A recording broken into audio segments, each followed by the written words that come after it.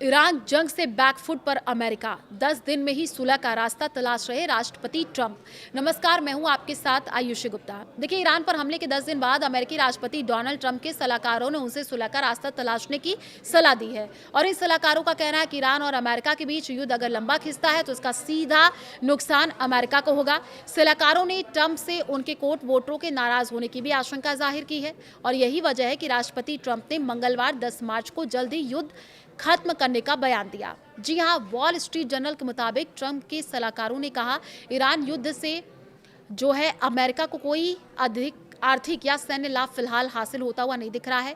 जंग और ज्यादा बढ़ता है तो रिपब्लिकन वोटर्स ही नाराज हो सकते हैं, जो मिड टर्म इलेक्शन के लिए घातक साबित हो सकता है। और इसी साल के आखिर में अमेरिका में मिड टर्म इलेक्शन प्रस्तावित है। जंग की शुरुआत में अमेरिका का मकसद ईरान में तख्ता पलट करना था। इसके लिए अमेरिका ने जंग के दूसरे ही दिन ईरान के supreme leader ayatollah Ali Khamenei की हत्या कर दी। ईरान के टॉप 40 कमांडर मार दिए गए। राष्ट्रपति और विदेश मंत्री को भी मारने की कोशिश की गई और इसके बावजूद ईरान जंग में अमेरिका से लड़ता रहा। आपको बता दें कि एसोसिएटेड प्रेस के मुताबिक अमेरिकी राष्ट्रीय खुफिया परिषद ने आंकलन के आधार पर एक रिपोर्ट सरकार को सौंपी है, जिसमें कहा गया कि जिस तरीके से हमले किए जा रहे हैं उससे तख्तापलट नहीं हो सकता। रिपोर्ट में कहा गया कि शीर्ष नेतृत्व के मरने के बाद भी ईरान की जनता सड़कों पर नहीं उतरी।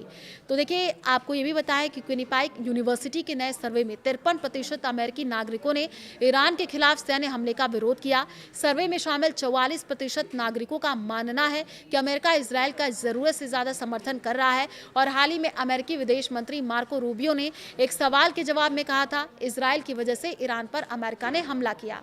हमले के कारण अमेरिका का खर्च लगातार बढ़ता जा रहा है। वॉशिंगटन पोस्ट के मुताबिक ईरान पर हमले के लिए अमेरिका ने शुरुआती 2 दिनों में $5.6 बिलियन का गोला बारूद इस्तेमाल किया। और अनादोल एजेंसी के मुताबिक युद्ध के 10 दिनों में अमेरिका $10 बिलियन से ज्यादा का पैसा फूंक चुका है। और ऐसे में आपको बता दें कि एंड गेम पर अब ईरान का बयान आ चुका है। ईरान के विदेश मंत्री अब्बास अरागची ने एंड गेम पर बयान जारी किया।